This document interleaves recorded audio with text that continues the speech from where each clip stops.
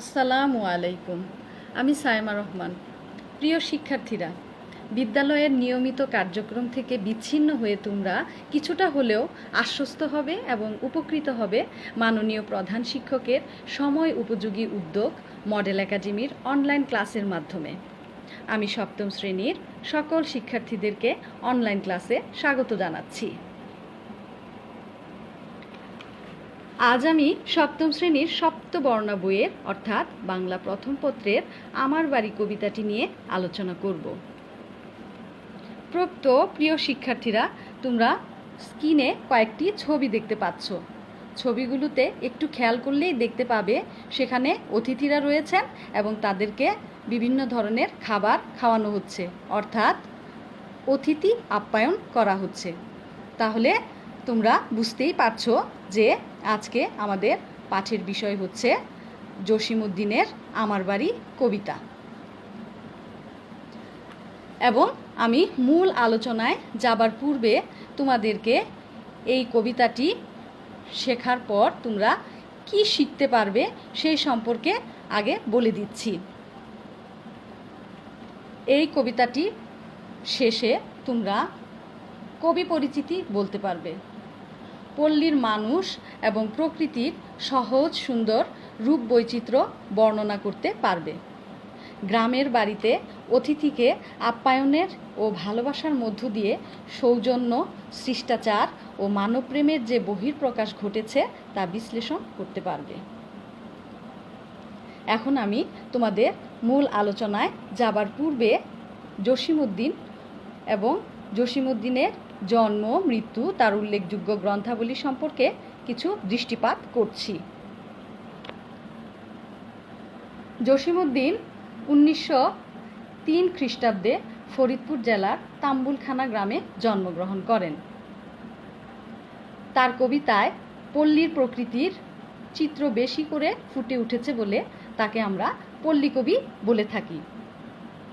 জসিমউদ্দিনের উল্লেখযোগ্য গ্রন্থগুলোর মধ্যে অনেকগুলো গ্রন্থই উল্লেখযোগ্য এবং সেগুলোর মধ্যে কাহিনী কাব্য হচ্ছে একটি। কাহিনী কাব্য হচ্ছে নকশি কাঁথার মাঠ, সজন বাঁধিয়ার ঘাট, কাব্যগ্রন্থ রাখাল, বালুচর, মাটির কান্না, নাটক, বেদের মেয়ে, শিশু গ্রন্থ হাসু, এক পয়সার বাঁশি, ডালিম কুমার। এবং আমাদের এই প্রিয় কবি মৃত্যুবরণ করেন 1976 খ্রিস্টাব্দে ঢাকায়। এখন আমি তোমাদের মূল আলোচনায় নিয়ে যাচ্ছি এবং তোমরা মূল আলোচনায় প্রবেশ করার জন্য অবশ্যই বইটি খুলে বসবে। কবিতার নাম হচ্ছে আমার বাড়ি। আমার বাড়ি যাইও ভ্রমর, বসতে দেব পীরে, জলপান যে করতে দেব শালি ধানের চিড়ে। শালি ধানের চিড়ে দেব বিন্নি ধানের খই, বাড়ির গাছের কবরি কলা, গামছা বাঁধা দই। এখানে কবি প্রথম লাইনটিতে আমার বাড়ি যাইও ভ্রমর বলেছেন। এই লাইনটিতে কবি বোঝাতে চেয়েছেন যে কবি প্রিয়জনকে ভ্রমর বা মৌমাছি সম্বোধন করে নিজ বাড়িতে আমন্ত্রণ জানিয়েছেন।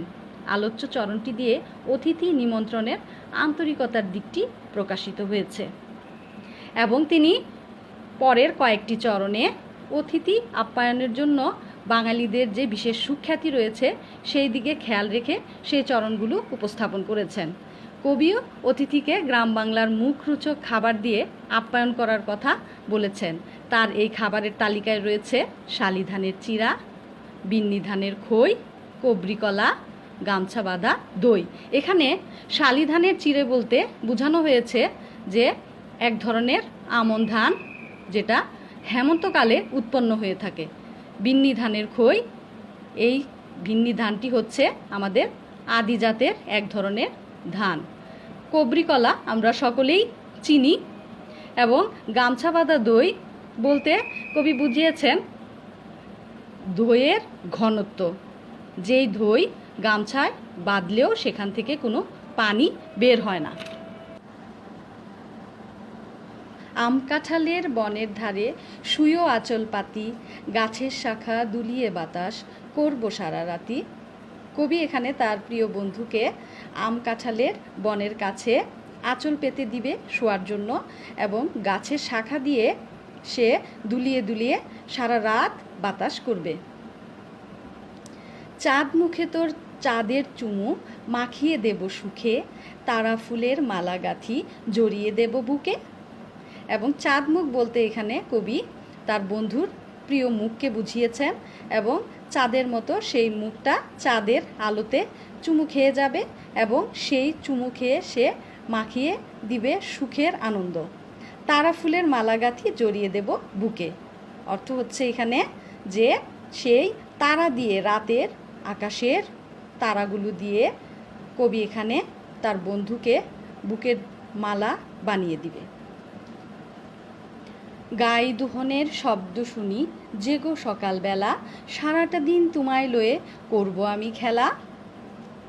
কবি এখানে বলেছেন তার প্রিয়জন গাই দুহনের শব্দ শুনে জেগে উঠবে, কারণ গ্রামের বাড়িগুলো প্রতিদিন সকালবেলা গাভীর দুধ দোহনের শব্দে মুখরিত হয়, আর তাই সেই শব্দে সকালবেলা তার প্রিয়জনের ঘুম ভাঙবে।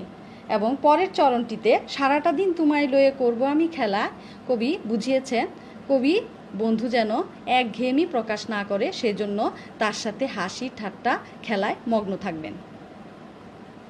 আমার বাড়ি ডালিম গাছে ডালিম ফুলের হাসি, কাজলা দিঘির কাজল জলে হাঁসগুলো যায় ভাসি।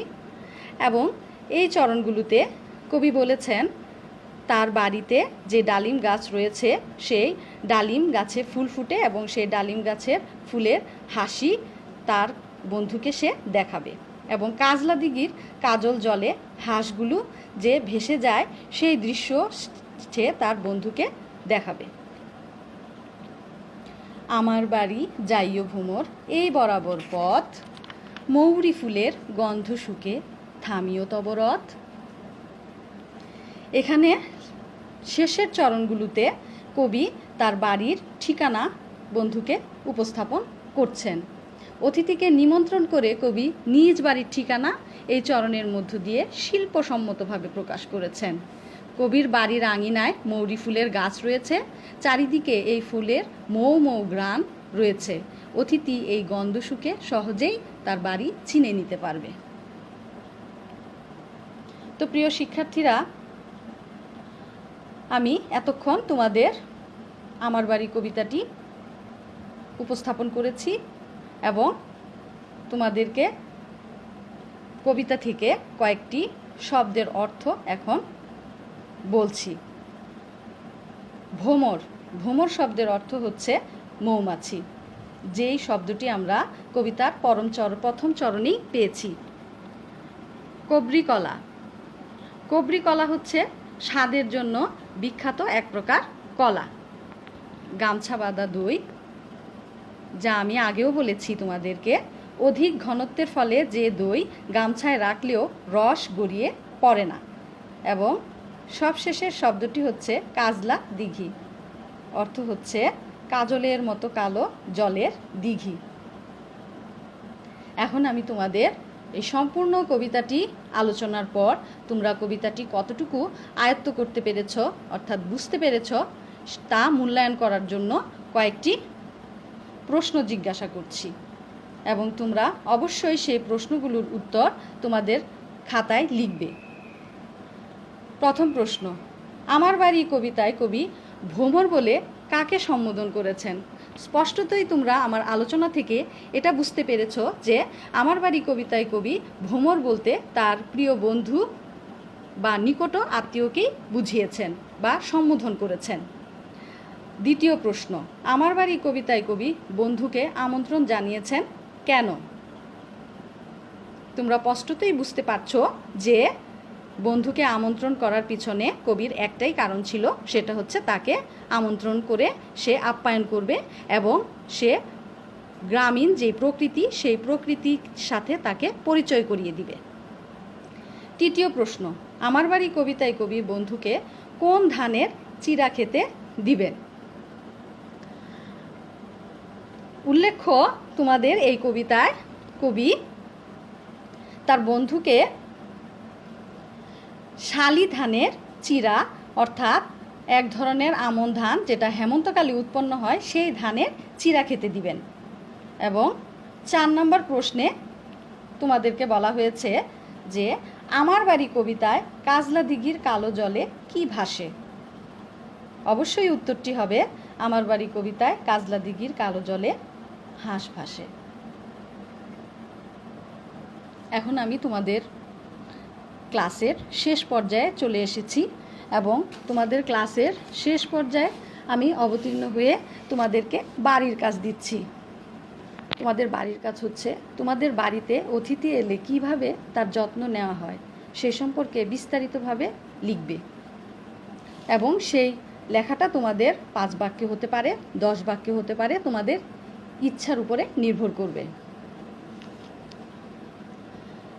তো প্রিয় শিক্ষার্থীরা, তোমরা এবার পবিত্র ঈদ উল ফিতর অবশ্যই বাসায় অবস্থান করে উপভোগ করবে এবং ঈদ আনন্দের সমাপ্তি ঘটলে পড়ার টেবিলে ফিরে আসবে। সকলকে ব্যতিক্রমধর্মী ঈদ উদযাপনের শুভেচ্ছা জানিয়ে আজকের মতো বিদায় নিচ্ছি। আল্লাহ হাফেজ।